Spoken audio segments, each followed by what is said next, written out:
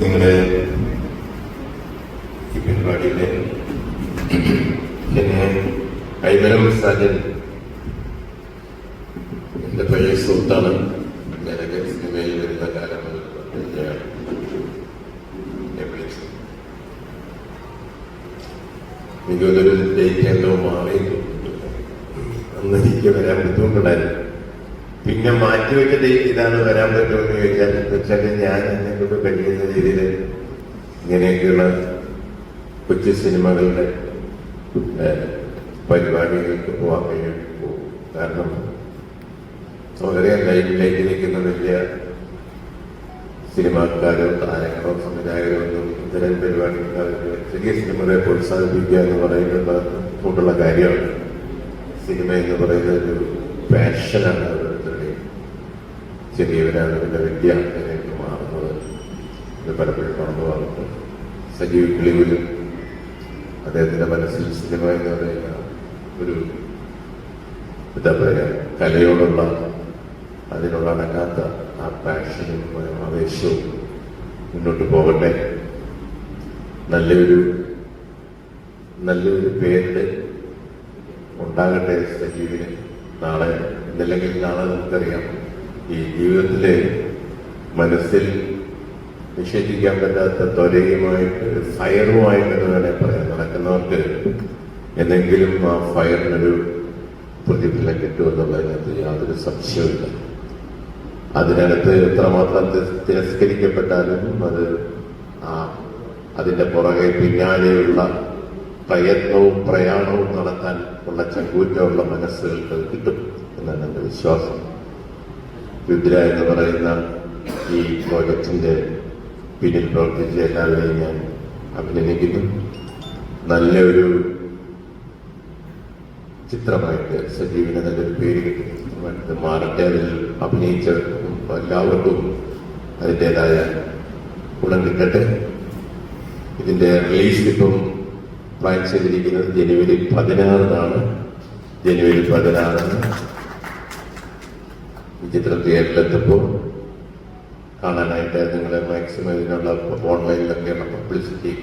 ഇപ്പോൾ ഒരു ഗുണമുള്ളത് ഈ ചെറിയ സിനിമകൾക്ക് ഈ ഹോർഡിങ്ങോ അല്ലെങ്കിൽ അത് പുറത്തുള്ള പരസ്യമൊന്നും ആവശ്യമില്ല. നിങ്ങൾ ഓൺലൈനിനകത്ത് മാക്സിമം പബ്ലിസിറ്റി കൊടുക്കുക. ഇങ്ങനൊരു ചിത്രം വരുന്നുണ്ട്, അത് മറ്റുള്ളവർക്ക് കാണാൻ ഉള്ള മനസ്സുണ്ടാകട്ടെ.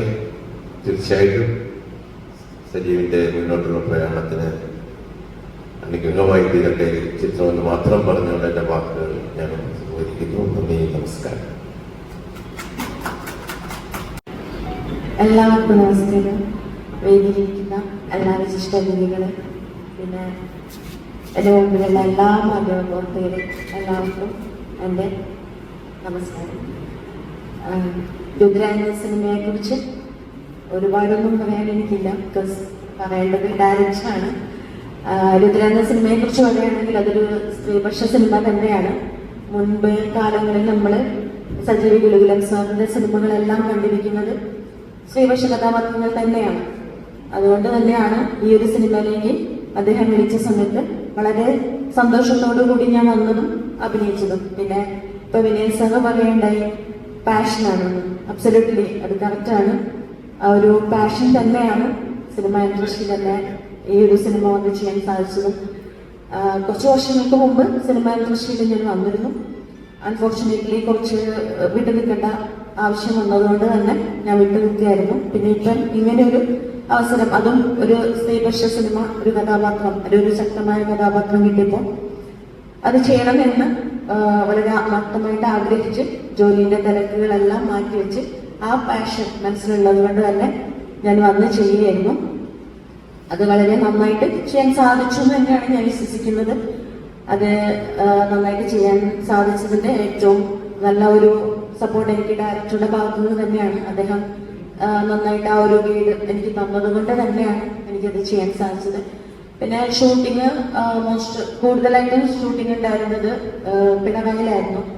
നമ്മുടെ ബഹുമാന്യനായ മുഖ്യമന്ത്രിയുടെ നാട്ടിലായിരുന്നു ഷൂട്ടിങ്. അപ്പം അവിടെയുള്ള സ്ഥലങ്ങളും കാര്യങ്ങളും ജനങ്ങളും എല്ലാം തന്നെ വളരെ കോപ്പറേറ്റീവ് ആയിരുന്നു. ഇതിനു മുമ്പേ നമ്മൾ തിരുവനന്തപുരം പ്രസ് മീറ്റ് നടത്തി, അതുകൂടാതെ 1-2 മീഡിയ ഇന്റർവ്യൂസ് ഒക്കെ നടത്തിയായിരുന്നു. മാധ്യമങ്ങളുടെ ഭാഗത്തുനിന്ന് നല്ല സപ്പോർട്ടും എല്ലാം ഞങ്ങൾക്ക് കിട്ടിയിട്ടുണ്ട്. ഇപ്പം വിനയൻ സാർ ഓൾറെഡി പറഞ്ഞു കഴിഞ്ഞു, ജനുവരി 16 രുദ്രയുടെ റിലീസ് അനൗൺസ് ചെയ്തിരിക്കുകയാണ്. എല്ലാവരും തിയേറ്ററിൽ പോയി ഈ സിനിമ കാണണമെന്നും, കൂടാതെ ഞങ്ങളുടെ ഈ സിനിമയെ ഒരു കൊച്ചു സിനിമ എന്ന് പറയാൻ പാടില്ല, എന്നാലും ഒരു പക്വമായിട്ടുള്ളൊരു നല്ലൊരു സിനിമ, ആ സിനിമയെ എല്ലാവരും വിജയിപ്പിക്കണമെന്നും എൻ്റെ ആത്മാർത്ഥമായിട്ട് ഞാൻ എല്ലാവരോടും അപേക്ഷിക്കുകയാണ്.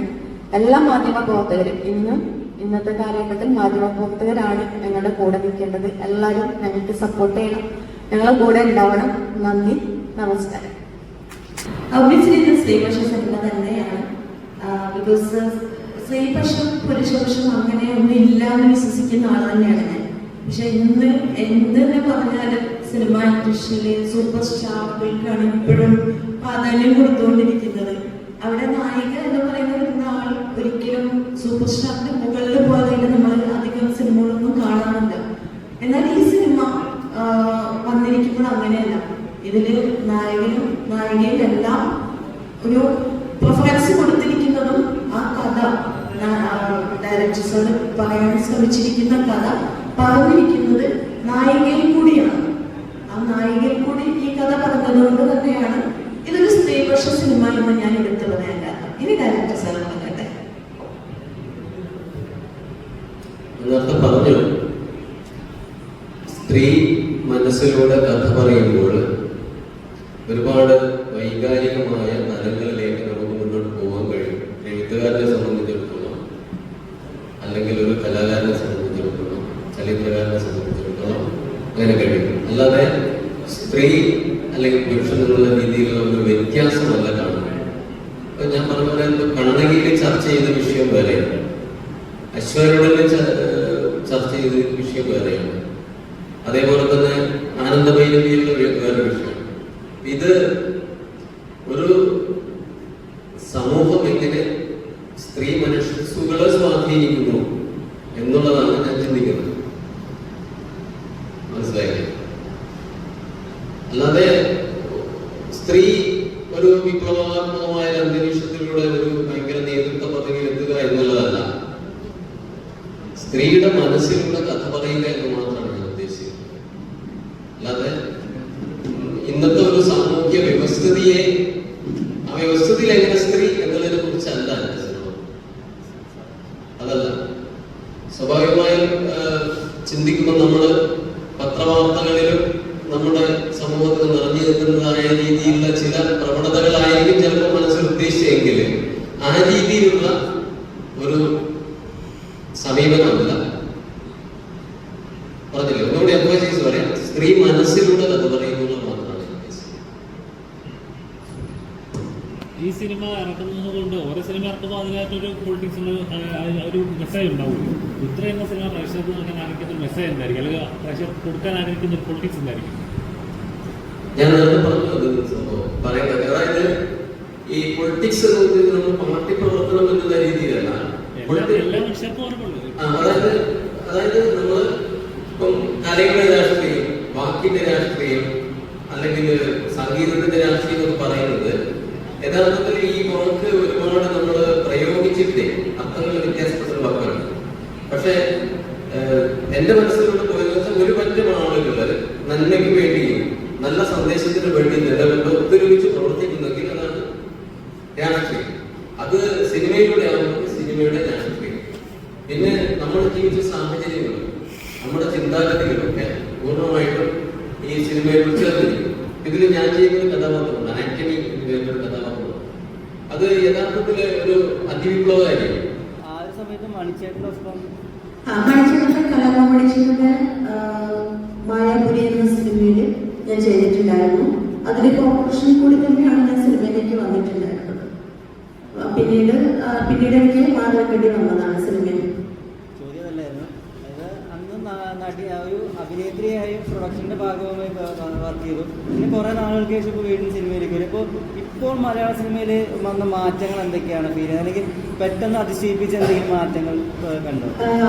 അന്നത്തെ ഇന്നത്തേതിലും കൂടുതലായിട്ടും മാറ്റങ്ങൾ, അതിശയിപ്പിച്ച മാറ്റങ്ങൾ എന്ന് പറയാനൊന്നുമില്ല. പക്ഷെ ഇപ്പം ഞാൻ മനസ്സിലാക്കുന്നത് ഒരു സിനിമ വന്നു കഴിഞ്ഞിട്ടുണ്ടെങ്കിൽ അതിനകത്ത് അന്നത്തെ സിനിമയിലെന്ന് പറഞ്ഞാൽ സിനിമ വിജയിച്ചാലായിരുന്നു അതിന്റെ നായകൻ, നായിക, അല്ലെങ്കിൽ അതിനെ അഭിനയിച്ച ആൾക്കാർ, അല്ലെങ്കിൽ അതിലെ ടെക്നീഷ്യന്മാർക്ക് എല്ലാവർക്കും പ്രയോജനം കിട്ടിയിട്ടുണ്ടായിരുന്നത്.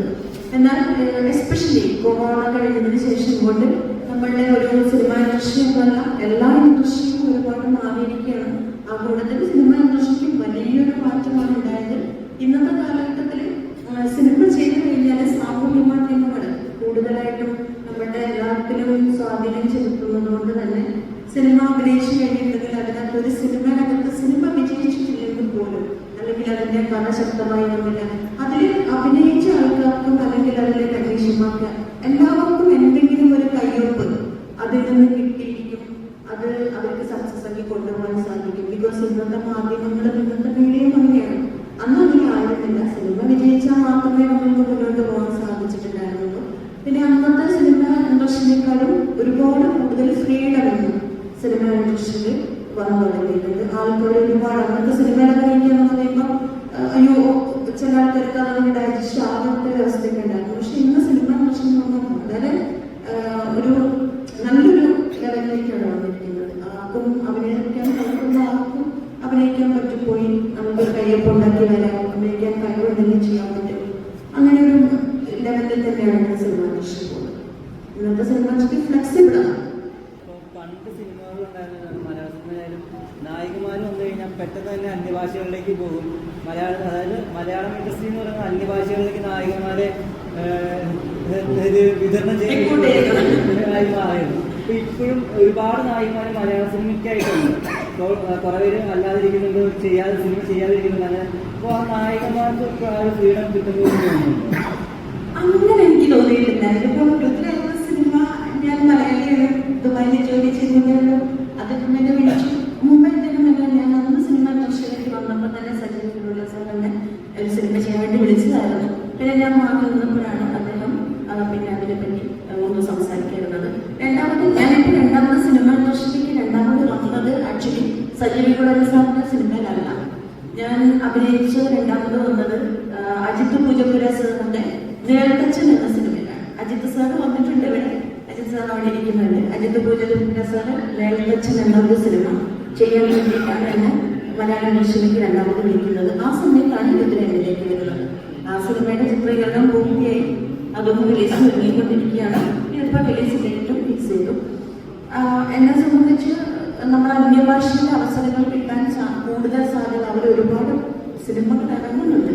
അപ്പൊ കേരളത്തിലുള്ളതിനേക്കാളും കൂടുതൽ സാധ്യത സിനിമ ഒരുപാട് തിയേറ്ററുകളും സിനിമകളും ഇറങ്ങുന്ന അന്യഭാഷയിലല്ലേ. അതുകൊണ്ട് തന്നെ അങ്ങനെ ആയിരിക്കാം. പക്ഷെ എനിക്കങ്ങനെ അങ്ങനത്തെ ഫീലൊന്നുമില്ല. എല്ലാം നമുക്ക് അഭിനയത്തിന് കഴിവുണ്ടെങ്കിൽ ഇന്നത്തെ കാലത്ത് നമുക്ക് അഭിനയിക്കാനുള്ള അവസരങ്ങൾ കിട്ടും, അത്രയേ ഉള്ളൂ. അങ്ങനെ ഞാൻ വിശ്വസിക്കുന്നു. ഒരു സിനിമയിലാണെങ്കിൽ ഒരു മണിച്ചേട്ടൻ്റെ ഒരു പാട്ട് റെഫറൻസ് ഭയങ്കര രീതിയിൽ ആൾക്കാരെ ഇപ്പോൾ ആ ഒരു എക്സ്പീരിയൻസ് മണിച്ചേട്ടൻ്റെ കൂടെ അഭിനയിക്കാൻ പോകുന്നത് എല്ലാവർക്കും നല്ല, എനിക്ക് തോന്നുന്നു അദ്ദേഹം നമ്മളിൽ നിന്ന് കിട്ടുന്ന പിന്നെ അദ്ദേഹത്തിന് നമ്മളെ ഓർക്കുന്നു. ഇപ്പം അദ്ദേഹത്തിന്റെ കൂടെ അഭിനയിക്കാൻ വന്നിട്ടുണ്ടെങ്കിൽ അന്ന് അഭിനയിച്ച എല്ലാവരും പറഞ്ഞത് തന്നെ എനിക്ക് പറയാനുള്ളൂ. നല്ലതായിട്ട് കോപ്പറേറ്റ് ചെയ്ത് എനിക്ക് ഒരുപാട് സീൻസ് ഉണ്ടായിരുന്നില്ല അദ്ദേഹത്തിന്റെ കൂടെ. ഐ തിങ്ക് സോ ഓൺലി ഒരു 3 or 4 days മാത്രമേ എനിക്ക് 3 days മാത്രമേ എനിക്ക് അദ്ദേഹത്തിന്റെ കൂടെ കോമ്പിനേഷൻ ഉണ്ടായിരുന്നുള്ളൂ. പക്ഷെ വളരെ കോപ്പറേറ്റീവായിട്ട് അദ്ദേഹം ഇന്നില്ലാത്തത് സിനിമയിൽ ഒരു തീരം നഷ്ടം തന്നെയാണ്. അദ്ദേഹം നല്ല രീതിയിൽ കോപ്പറേറ്റ് ചെയ്ത് നമ്മുടെ കൂടെ വർക്ക് ചെയ്യുന്ന കൂടെ ആൾക്കാരുടെ കൂടെ നിന്നിട്ടുള്ളൊരു വ്യക്തി തന്നെയാണ്. അതിനൊരു സംശയമില്ല. 2026 തുടങ്ങി ഒരുപാട് സിനിമകൾ വരുന്നുണ്ട്. അതിൽ കൂടുതൽ ജനുവരി 16 നിങ്ങളുടെ സിനിമ ഇറങ്ങുവാണ്. അപ്പം കാണാൻ പറ്റുന്ന പ്രേക്ഷകരോട് എന്താണ് പറയാനുള്ളത്? നായിക എന്ന നിലയിൽ ഞാൻ പറയും, എന്റെ സിനിമ ഞാൻ നായികയായിട്ട് അഭിനയിക്കുന്ന സിനിമയാണ്. എല്ലാവരും പോയി കാണണം. ഇത് എല്ലാവർക്കും ഒരു നല്ല ട്രീറ്റ് ആയിരിക്കും, നല്ലൊരു സന്ദേശമായിരിക്കും. കാരണം രുദ്ര ഉപതയാണ്. അവരെ എല്ലാ വിധത്തിലുള്ള ഒരു ക്യാരക്ടറും അതിനകത്ത് ചെയ്യാൻ സാധിച്ചിട്ടുണ്ട്. എല്ലാവരും പോയി കാണണം, എല്ലാവരും പ്രോത്സാഹിപ്പിക്കണം. അത് തന്നെയാണ്. ഇതുപോലെയുള്ള ചെറിയ സിനിമകളെ പ്രോത്സാഹിപ്പിച്ച് നന്നായിട്ട് സിനിമ ഇൻഡസ്ട്രിയെ കൊണ്ടുവരണം എന്ന് തന്നെയാണ് എൻ്റെ ഭാഗം.